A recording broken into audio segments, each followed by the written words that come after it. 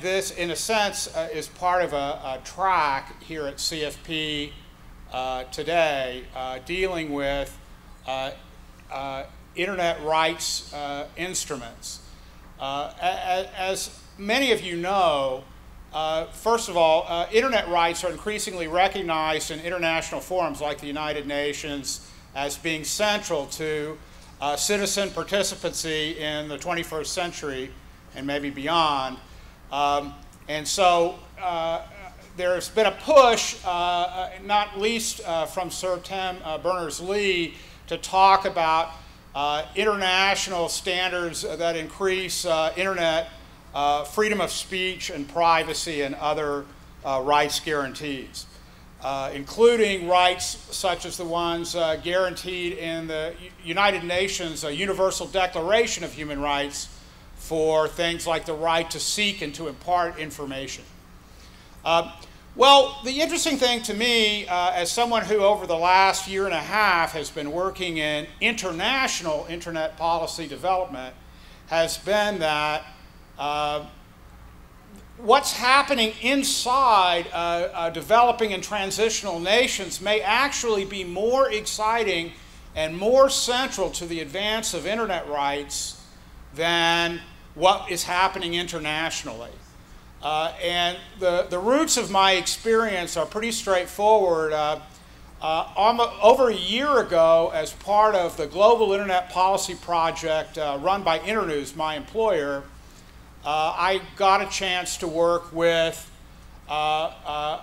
Foundation for Media Alternatives in the Philippines. And for those of you who are not entirely aware of how the Philippines government is structured, it's structured almost exactly parallel to that of the United States. So it has a Congress with two houses, it has separation of powers, it has a Supreme Court with judicial review, and all the things that in the Anglo-American, certainly in the American system you expect, and many things that you'd expect in any common law country. Well, what happened in the Philippines was very, very instructive to me in shaping my thinking about how to advance Internet freedom, this year and in the next decade or two in the 21st century.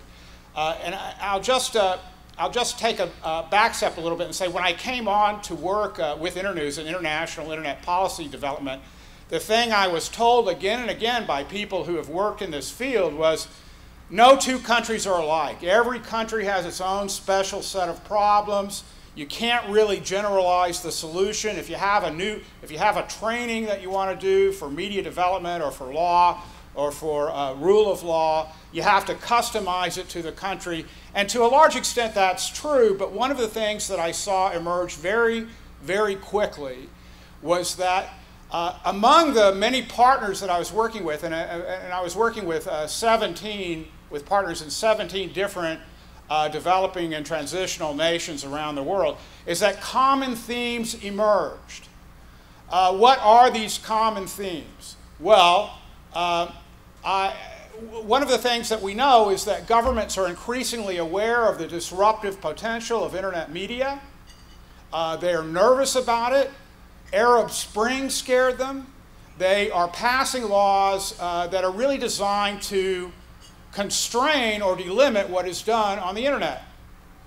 But there's also been a reaction in civil society and in academia and in human rights movements around the world to try to change the conversation.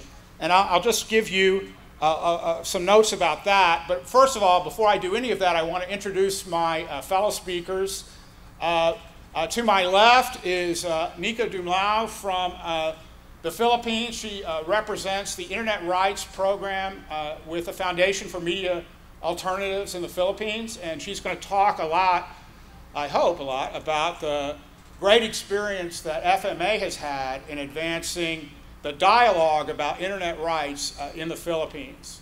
And to her left is Eileen Donahoe, who's the former and first United States ambassador to the UN Human Rights Council, who will talk about what she's seen, especially in the last year, visiting various countries that are dealing with internet policy issues. She was in Brazil at Net Mundial right for the passage of the Marco Civil.Internet, which was a very exciting moment for 2014. So I started to say earlier that there had been a reaction in academia and civil society groups relating to this impulse of governments to first pass criminal laws. And by the way, in the United States, that's exactly what we did. The first thing we did when we became aware of the internet and email was pass criminal prohibitions relating to it. You know, we passed in 1984, we passed the Computer Fraud and Abuse Act. In 1986, we passed ECPA, which was essentially a constraining kind of wiretap-like act framework, but it was all in the criminal law context. And then only years later, in 1996 and 97, did we begin to create an understanding of internet rights as being very squarely underscored by the Bill of Rights of the US Constitution. So we did the same thing that almost every other nation is doing today. The United States did the same thing that almost every other nation is still doing, which is the first reaction is to pass criminal prohibitions or to seek to pass them. In Brazil, unfortunately, we do not have Carolina Rossini here, who was going to talk a little bit about the Marco Civil.Internet. But I will say that the interesting thing about the success of the Marco Civil prior to or right at the beginning of the Net Mundial conference in Sao Paulo this spring is that the academics and the civil society activists changed the conversation about internet and said, why are you talking about criminal prohibitions when the first thing you ought to do is decide what everybody's rights are? And the Marco Civil symbolizes an effort to frame positive rights, that's the title of this topic, positive rights as the baseline for which we understand how law operates on the internet and how it affects citizens' rights on the internet. And it was a within Brazil initiative that nevertheless has some potential to have an impact outside of it. In the Philippines, something similar happened to what happened in Brazil, because in Brazil, the reaction was against a cybercrime proposal, and then they passed positive rights guarantees instead. In Philippines, the Congress in the Philippines passed a cybercrime act in 2012 very quickly with very little debate, and the civil society actors quickly responded and said, just like the Brazilians, and said, we need to have, this is a bad law, it's overbroad, it hasn't been debated, and we need to begin with a discussion of what the positive rights guarantees are under Brazilian law. And that has led, under the Philippines law. And that has led to what the Philippines call the Magna Carta for Philippine Internet Freedom. What you may not know is that this impulse is also being seeded and being adopted in different nations around the world. Even in South Sudan, still the newest country in the world, which was operating under a transitional constitution now, civil society actors are seeking to put in the final permanent constitution protections for internet rights. We've seen a declaration for internet rights emerge out of Nigeria. I expect and hope to see something happen in India this year. I think there's some really good opportunities in India for civil society actors to try to change the conversation about internet rights as it has emerged in India after the terrible, terrible repressive amendments of their Information Technology Act in 2008 after the Mumbai terror attack. So they're finally making an effort to change the conversation there. And I think we're going to see it elsewhere in the world as well. So we've got this time. I've spoken for maybe 10 minutes.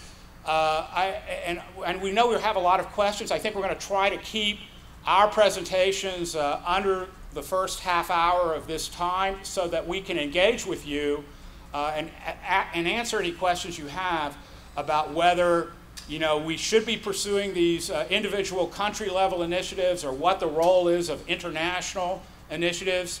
And I think that this dialogue will also inform the next panel, which has to do with Internet Bills of Rights. So with no further comments from me other than my moderator role comments, I give you Nica Dumlao. Thank you, Mike. So again, I'm Nica from the Philippines, from Foundation for Media Alternatives, the Internet Rights Coordinator. So as Mike said, in September 2012, we passed this Cybercrime Prevention Act of 2012. And as he said, this law threatens and curtails freedoms of Filipinos in cyberspace. Well, it was welcomed with online and offline protests, and FMA, my organization, and a broad nationwide internet freedom movement was formed to not just go against or protest against the cybercrime law, but also to make sure that internet rights or internet freedom is upheld in the Philippines.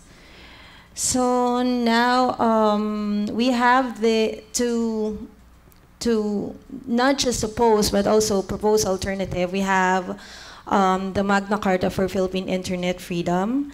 So the Magna Carta for Philippine Internet Freedom is a crowdsourced legislation that upholds rights online. It has also security provisions, development, and governance provisions. It is now being proposed. It has been proposed in the lower house and in the upper house. And just last month, the lower house tackled the Magna Carta for Philippine Internet Freedom in the ICT committee level, Information and Communications Technology level, and most of the provisions, as the chair said, is integrated in other bills. But we intervened, civil society intervened, and some legislators who are partners who are internet freedom allies and the champion of the bill pushed that the rights provision of the legislation should be upheld and should be preserved in the bill. So we're struggling now to have this bill passed in the committee level, and we would want, we would want to also ask people around, seek advice on how to be able to push this further, because locally we have a very vibrant civil society participation in the Philippines. However, as we all know, the internet is not just a local issue. It should also have global support. So maybe later we can talk about it. Yes, I think one of the things that we maybe would like to see is some international support for what the Philippines is doing. We know that there was international support for the Marco Civil da Internet in Brazil.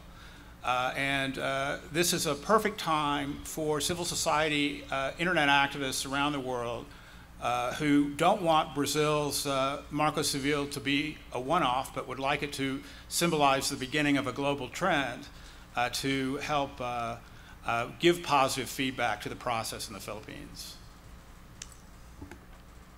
Okay, so so now we're trying to have the Magna Carta for Philippine Internet Freedom mainstreamed, not just in the Philippines but all around the world, to really gain support and to also have technical experts vouch for the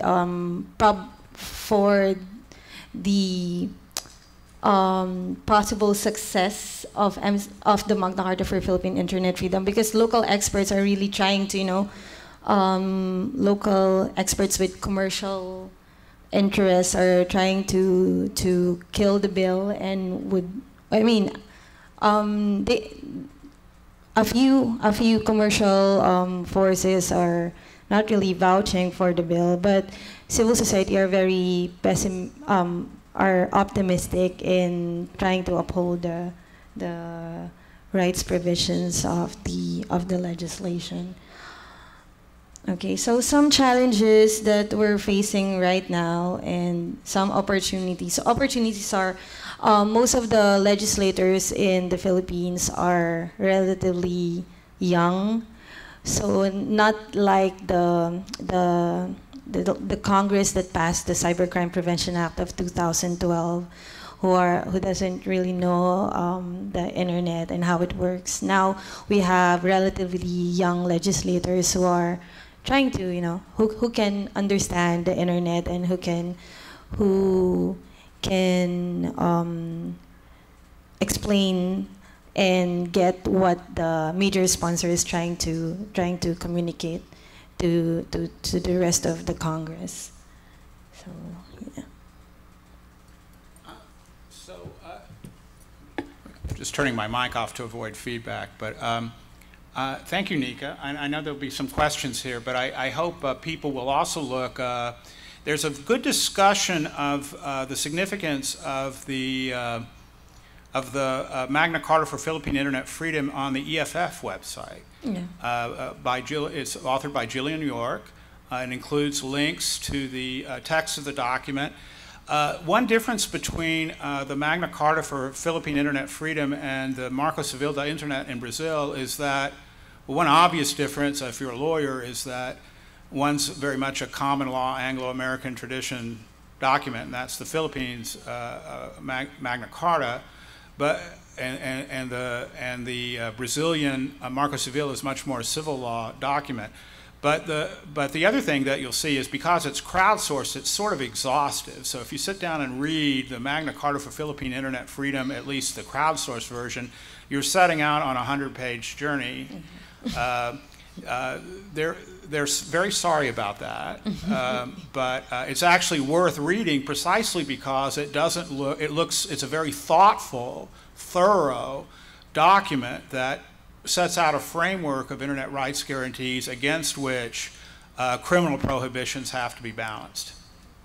Okay, so we're in a rush here because 2016 is so near, and it will be national elections again, and legislators will be the batch of legislators will be replaced by new ones, but not really, because usually they're the same faces. But we would want this legislation to be passed at least this Congress. If not, we can at least get it to third reading or second reading. So there. Thank you. So let me go ahead and introduce Eileen Donahoe, who is now with Human Rights Watch, who is a former U.S. ambassador to the UN Human Rights Council. Thank you, Eileen. Perfect, thanks. So we just heard about one particular domestic context, and Mike asked me to touch more on the interaction between the international and the domestic by domestic jurisdiction approach. Just as a preliminary matter, I just wanted to say I really like, as an advocate, I really appreciate the approach proposed in Mike's paper, if you haven't read it, which is simply to say, when you are faced in a domestic context with negative legislation that is restricting rights, rather than countering it point by point and saying what's wrong with it, it's often better to present a grand vision that goes around and provides a positive alternative. And I really like that idea.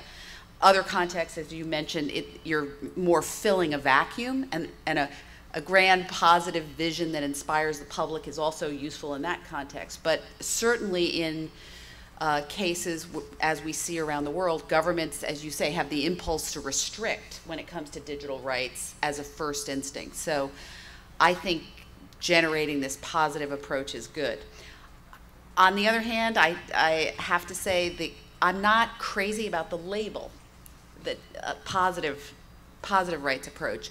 It, for me, generates notions from analytic jurisprudence about positive law, which is kind of the antithesis of ensuring a rights-based approach. And I also, independent of that problem, which will only be a problem maybe for geeks or whatever, legal geeks, it's not that compelling as a term. So it's problematic in that regard. The concept I like, I'm not crazy about the term. On the question of, can you generalize about whether it's better to go domestic by domestic jurisdiction or international? I think it's case by case, obviously. And generally, these things tend to be interactive whether you like it or not. Often beneficially and in a complementary way, but also not necessarily, and you have to be careful about that. And maybe we touch on that in the Philippines case. In the positive interaction case, Marco Civil is a really great example of that, because obviously that legislation had been moving for years domestically, and it was generated by domestic indigenous people on the ground. But it wasn't happening. And the geopolitical context is what actually made it possible. Specifically, the revelations that Dilma Rousseff's phone was being tapped, it generated outrage in the public. Back in Brazil, she used it as a moment. She created Net Mundial, and then decided that Net Mundial provided a great platform for her to showcase her international leadership on that. So it was a very positive, interactive dimension there. Would not have been possible had not that decade of work been done by civil society in Brazil. But the international context moved it. I think the question in the case of the Philippines, it seems like this is a domestic effort that's very much, up until now, been under the radar internationally. I've heard, and in fact Mike and I discussed on the phone once, this idea that one possibility is we could get Dilma Rousseff, perhaps President Ilves of Estonia, or a couple of folks like that, to proactively reach out together to the President of the Philippines and say, join with us, have the Philippines become a leader. We'll form an alliance of countries on the leading edge. We're non-Western, alternative, models, and I would love to hear whether you think that would be compelling or not in that context. That's one idea. Let me touch really quickly on the usefulness of international principles generally, because there is this other panel following us on this topic, and there's a fear that international statements of principles are just getting produced and becoming redundant, and nothing's happening with them. I have to say there are two very important moments, international statements, that have been really very high impacted and valuable. One was the Human Rights Council resolution establishing the concept on a consensus, global consensus basis, that rights online must be protected to the same extent with the same commitment as rights offline. That was a foundational bedrock that has been turned back to over and over again. And I think it's important specifically because, as Mike said at the top, governments have this impulse in the digital space to think they're allowed to react with restrictions or use technology. They're so fearful. It's a fear-based reaction to the technology that they want to clamp down. And so having this foundational point, no, not so much, not so fast. It's got to be the same. The standards are the same as you've claimed to embrace in the offline world. I think it was very important. Second really important statement of international principles that I would point to would be the 13 necessary and proportionate principles put forth last September. And again, fill the vacuum. I think it's a really complex area, and a lot of intellectual work had to go into, sorting out how long-standing existing international human rights principles apply in the mass surveillance case. And but for that effort, I think governments would be turning to their own models, which would be much less comprehensive and much less rights protecting. And so having that set of international principles there is an important benchmark. That said, the real question is what happens now? And I agree, we don't need more articulation of principles. We need an advocacy strategy. We need a global advocacy strategy to figure out what to do with these principles. And we are at a moment with a pretty important opportunity in front of us, which is specifically the UNGA resolution 60/167 passed last September on the right to privacy and digital surveillance, basically asked states, it's in the text, has a responsibility for states and a responsibility for the High Commissioner. States are asked to review their procedures, practices, legislation regarding surveillance communication, interception, collection, with a view to upholding the right to privacy by ensuring the full, effective implementation of all of their obligations under international human rights law. So the states have been tasked proactively by UNGA, and so theoretically this should be happening around the world. Similarly, the High Commissioner for Human Rights is in the process of writing her report analyzing from her point of view how international human rights law principles apply in this space. She's going to present that report. I think it'll go public in July. She's presenting it at the Human Rights Council in September, and she'll also present it in September-October timeframe to UNGA. And I think right there is in these next few months, everyone should be looking at you should go to the webpage of the High Commissioner's request for submissions and look at the submissions by various countries and see how they have articulated the relevance of the 13 necessary and proportionate principles, or what they think how they think they're bound by international human rights law. I think my last point I'm going to emphasize here is the role of the United States in exactly this regard. On the one hand, U.S. use of mass surveillance dwarfs anyone else's capacities, okay, so that's one thing. On the other hand, the United States has generally played a fairly positive role in promoting and protecting freedom of expression, assembly and association, internet freedom generally. However, on the subject of the right to privacy and the human rights implications of mass surveillance, terrible. Terrible role modeling, and if other countries were to follow the United States model, we would go to the lowest common denominator. And I would, again, point everyone, take a look at the U.S. submission to the High Commissioner for her report, where, unlike in many other settings, where the U.S. claims to be, doing pretty well in articulating reform efforts, and the U.S. is one of 2 countries that followed the 13 necessary and proportionate by putting out explicit principles. Sweden put out 7 that they consider minimalist articulation of the 13, and the US put out 6. On its face, superficially, it looks pretty parallel. In substance, significantly different. And if the US 6 principles were followed by others and became a model for the globe, it would bring us way below international human rights law standards. In their submission to the High Commissioner, it very explicitly say human rights obligations do not extend extraterritorially. Okay, right there. If everybody took that approach, you'd end up with no place on the planet where human rights were protected, because every other government would be able to go in and undermine the human rights of people in each of those jurisdictions that's not their own territory.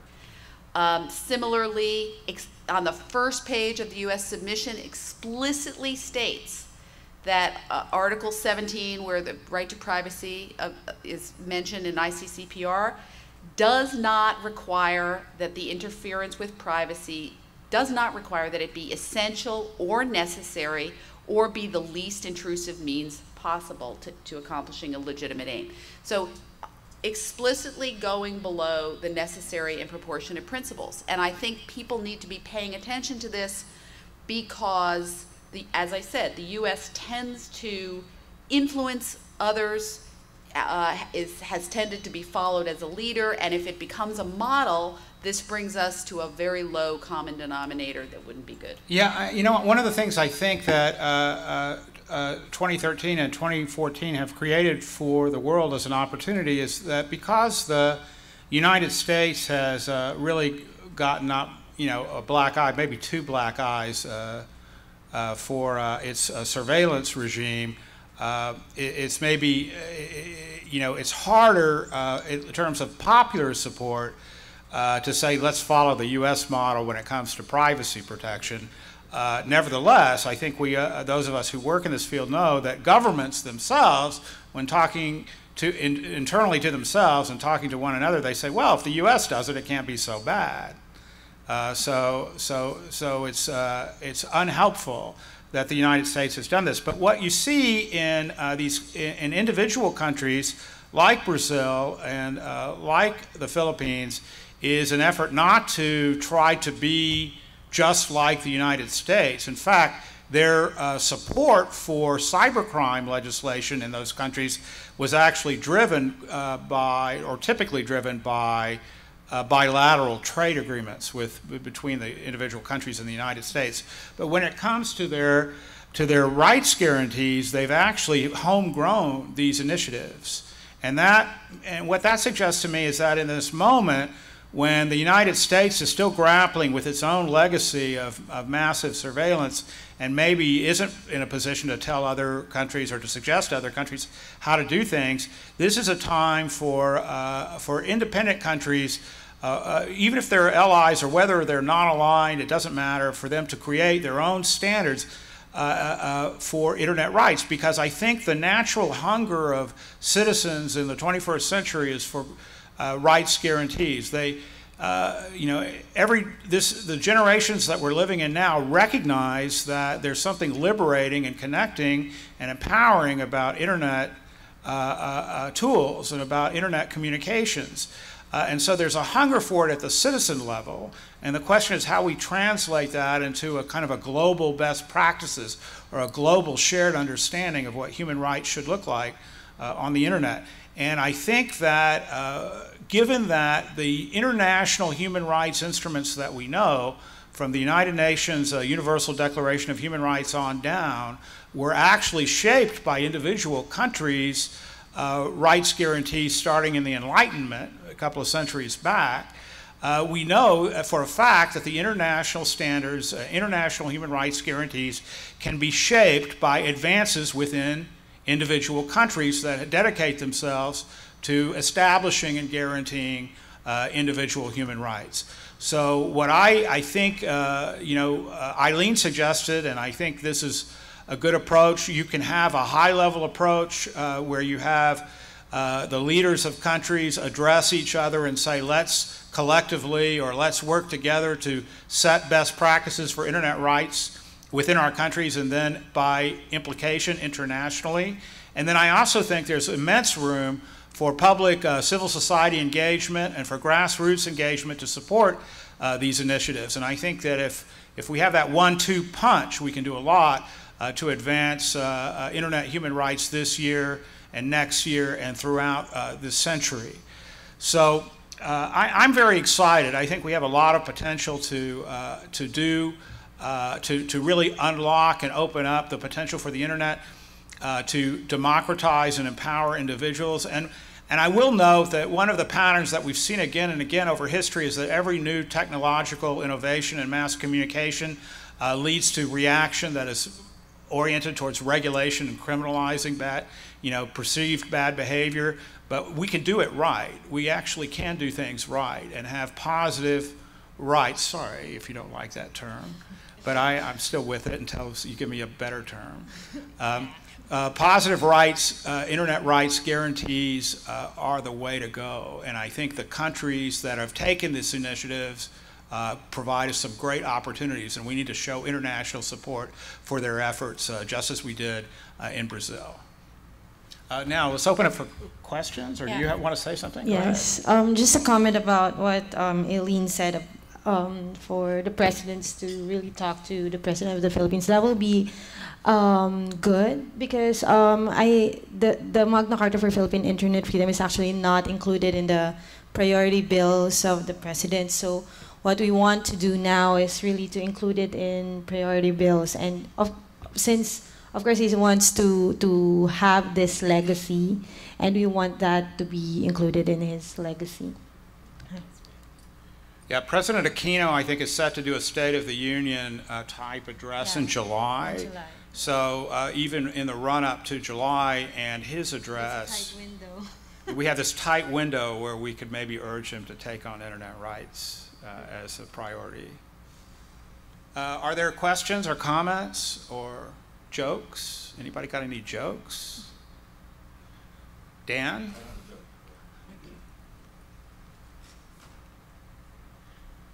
Hi, Dan Frumkin from The Intercept. I was just wondering, talking about privacy rights, I mean, is there sort of an accepted canon of what those privacy rights should be? And is there a model for that? Or is that, what do you think, 5 years from now we're going to be talking about in terms of what individual countries are doing in that area? Well, I have some thoughts, but I don't know if you have. My first reaction is on privacy rights with respect to communication surveillance. If that's what you mean, I think that's what has been spelled out really well by the 13 necessary and proportionate principles. So it's not privacy in the general sense. It's privacy specifically with respect to mass surveillance, but really well thought through and fairly detailed. It's okay, if you don't have these, you got to go get them. It were put out last September. It's actually called, you can just look up necessary and proportionate or 13 necessary and proportionate principles. It was put out, I think the driving forces were certainly EFF, I think Access. Right. Now were the dominant, but there's something like 400 different civil society organizations that have signed on. EFF, I actually have this, just did in May, a further explication that you should also get of the principles, and that was to some extent, I would say, a response to, for example, the Swedish and the U.S. articulation of variations on the principle. So there, as I said, there's the Swedish 7, U.S. 6, that superficially look the same or point in the same direction but have very important differences. And EFF has gone the extra mile and analyzed what do the actual 13 principles require. And again, easy to find. It's a great document. I just read it on the plane. So we've recommended 2 EFF documents now. One is the Gillian York's article on the Magna Carta for Philippine Internet Freedom, and now EFF's latest paper on the necessary and proportionate principles. Let me say what I wish would happen. What I'd really like to see happen is we have enshrined in American law, and it's been influential beyond American borders, this notion that communications transactional data or metadata is somehow less intrusive if you gather it. That is plainly not true. It is a ridiculous fiction. And the fact is that by opening the door to relatively unrestrained gathering of metadata, of transactional data relating to communications while technically excluding content in those cases where content is excluded, you've already opened the door to so much that can be privacy invasive that it almost doesn't matter what the content happened to be in those communications. With regard, of course, to foreign intelligence surveillance, I mean, even content's on the table. So the bulk collection issue is front and center of the things that we need to address. But apart from that, philosophically, I think if we could somehow abandon this notion, which is rooted in the pen register cases in the United States law, where in the pre-digital era, if we could get rid of the idea that gathering that pen register type information is somehow relatively innocuous, that would be a huge step for progress. in privacy protection. Are we answering your question, Dan, or do you have more questions? You could also explain, sort of verbalize a few sort of key principles. I mean, what should a basic right privacy be? So a few key principles. Here's one thing that I think that that is not really being squarely addressed even in the current reform debates, and that's that the idea of bulk collection either by a government agency or by communication services, subject to later inspection, we call it data retention. The idea of a data retention imperative that is hugely comprehensive and inclusive is repellent. We're capturing all your information because someday we think we might need to investigate you. That's not how free societies ought to work. It's not how open societies work. And you don't feel free if as your mom said about when you misbehaved at school, this might go on your permanent record. You don't want to be like, a fifth grader for the rest of your life. So I think that that the notion that bulk collection subject to later subsequent investigation is just philosophically antithetical to what we think open societies ought to look like. I would add that under international human rights law, the obligations must extend to any case where a government's action can affect the enjoyment of the right, rather than, as the U.S. proposes, that those obligations only being binding on the government with respect to actions or persons in their territory and jurisdiction. I think that's a big gaping hole that the U.S. proposal of not applying these obligations extraterritorially would create for the globe, and it's just nonsensical. So I think that's one to really look at, the application of these obligations beyond your borders. Wherever you have effective control over someone's enjoyment of the right. And it should be noted that, we do actually extend many rights, supposedly, of citizenship to non-citizens. We don't compel them to testify against each other. We're theoretically not supposed to be doing that, against themselves, rather. And there are other rights, that we theoretically are obligated, as in the United States, to honor, even with regard to foreign citizens. Why don't we honor all of them? Yeah, and I think there's a difference there, because that's a constitutional approach, and what does the domestic constitution require? But then there's the larger question of what does international human rights law require? Mm-hmm. And this idea that those obligations of a state do not extend to activity that is very significantly affecting the enjoyment of rights of people all over the globe, but you're not bound to live up to those obligations unless it's tightly within your territory and control, even though you're affecting the enjoyment around the world. It doesn't make sense if you're talking about universal human rights. And it certainly doesn't make sense if everyone follows the US lead. Then there's, it's undermining the very concept of universality in a radical way. So the other thing I want to point your attention to, when you go get these 13 necessary and proportionate principles, in particular, look at the concept of necessity and proportionality compared to non-arbitrariness.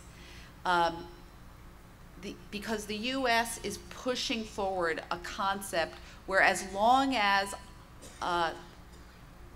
surveillance is being addressed to a subject matter that it's a legitimate aim, and the scope of the surveillance isn't arbitrary in a vernacular meaning of that word, then it's okay. Then it's okay, and they are able to fit virtually anything into that definition. Whereas most of the planet, and certainly international legal scholars, the 13 necessary and proportionate principles, the Swedish 7, understand that the standard is much higher. The surveillance and the targeting of data must be necessary, actually make the definition of necessary to that legitimate aim, and be proportional. You know, in other words, you're balancing the costs and benefits of what you're getting from going after that target. Many legal scholars even incorporate the necessity and proportionality standard into the definition of non-arbitrariness. The US does not accept that incorporation. And so there's a little bit of a sleight of the hand here where some think, I will mention this, on the access.org website, there's an analysis of the US 6 principles. And it basically assumes that when the US uses the term non-arbitrary, it's talking about it in the international human rights law sense, where necessity and proportionality would be incorporated into that assessment. That is not what the US means by that term. Right. And it's a little bit of a sleight of the hand there. Well, I think one of the things, part of this has to do with technological change. I mean, certainly once it became possible for governments, police agencies and intelligence agencies to gather and hold all the communications of their citizens all the time, that is a sea change. That is a real, there's no longer, you no longer have to make choices about what you gather. You just gather everything and let God sort it out. But the thing that was a theme at the very first Computers, Freedom, and Privacy Conference in 1991 was how already digital technologies were changing privacy expectations. So that, in the 19th century and the 18th century, if you wanted privacy to talk to your friend, you just walked down the road away and you were not overheard. And that's all you had to do. And we now live in a world in which, because of various kinds of technological advances, most of which, but not all of which, were digital, you actually have to have very strong, broad, affirmative privacy protecting principles. And there'll be some disagreement about what these principles are. I think, one of the panel tomorrow about the right to be forgotten is going to be an interesting panel, I hope. I think that, the idea of data retention, what you do with this, what governments can do with retained data is a big issue. But the fact is, things that used to be impossible for governments are now possible. And things that used to be impossible for private entities are now possible. And if you are going to create a space for privacy, you have to do it affirmatively. It can't be done passively.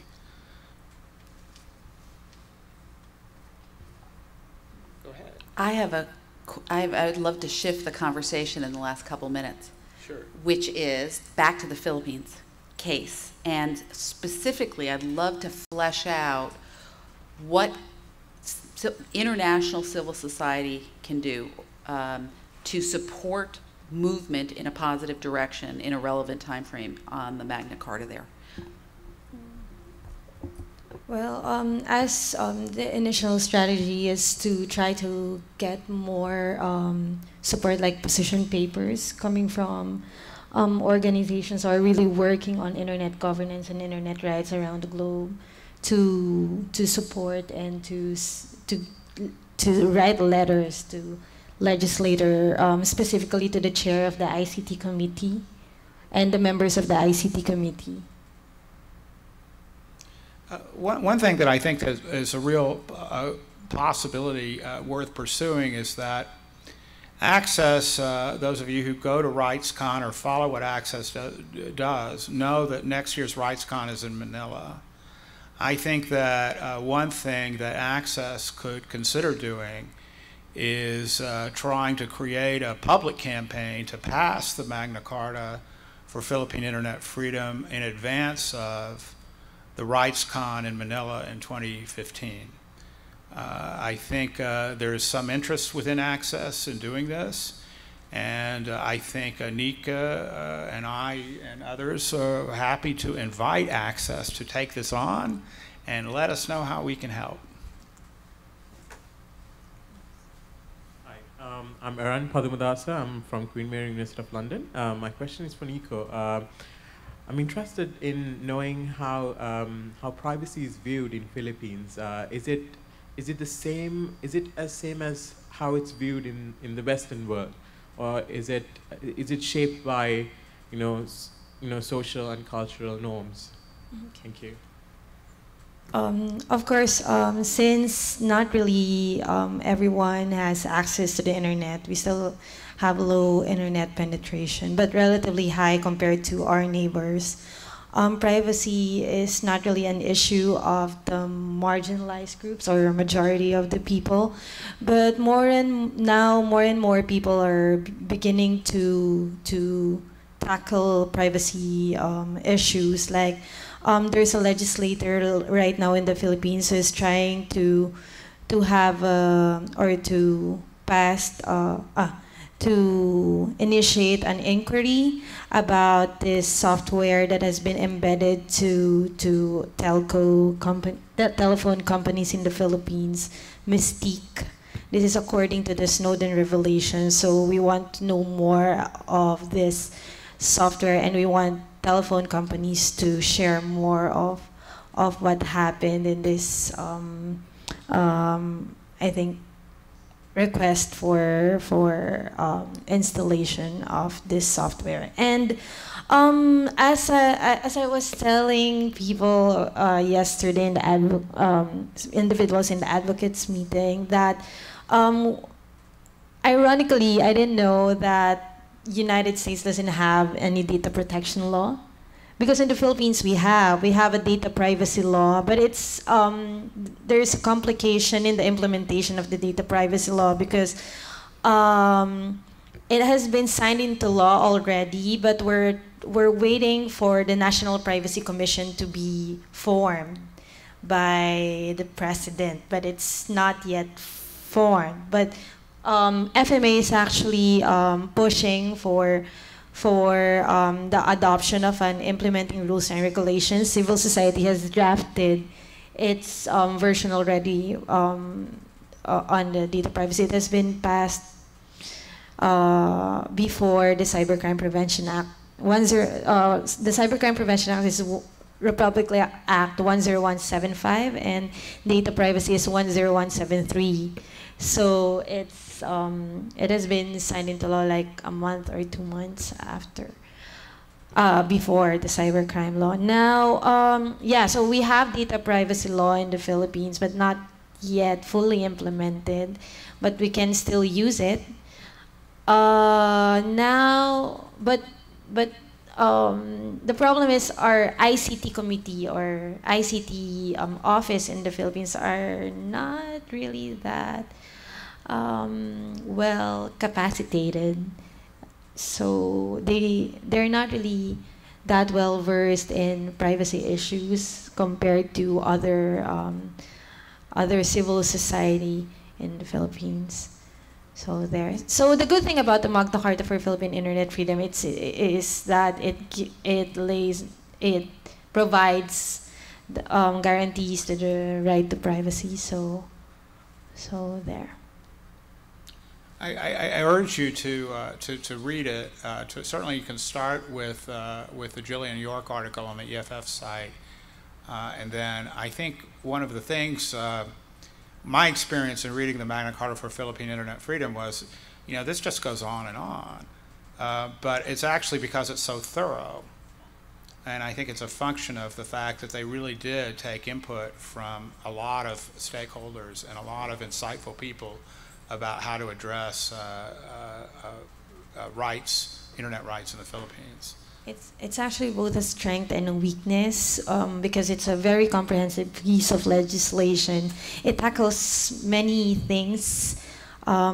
It's comprehensive, and people does want to delve into rights, but doesn't want to go into or tackle development issues or governance issues. But the Magna Carta for Philippine Internet Freedom is a very comprehensive. It tackles rights, it tackles governance, it tackles development and security.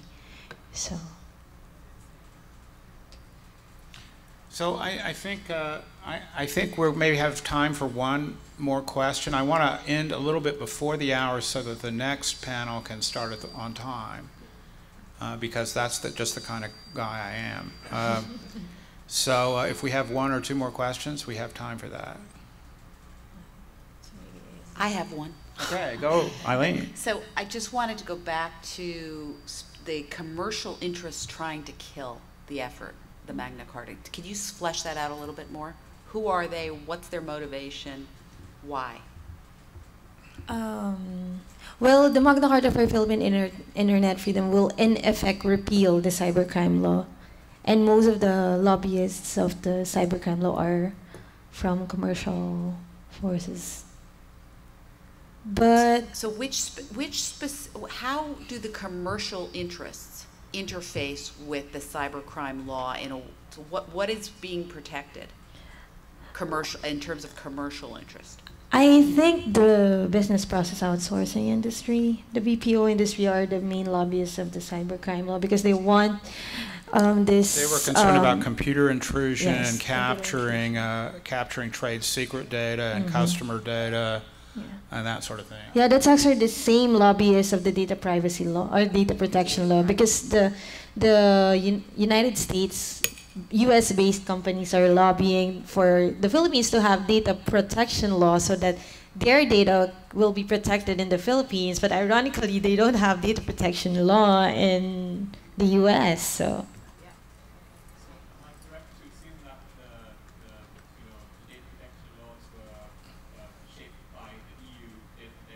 Yeah. Well, yeah. Yeah, you're correct to recognize that the model for data protection typically comes out of the EU. Okay, thank you, everybody. We're going to wind this up, but there is another panel relating to Internet Bills of Rights. I'm not sure what room is it. Emma, do you know? It's in which one? Okay, we're going to follow everybody to those who want to pursue this topic and go to the Jefferson room. Those who are tired of this topic can stay here or go to another panel. Okay, thank you. Thank you.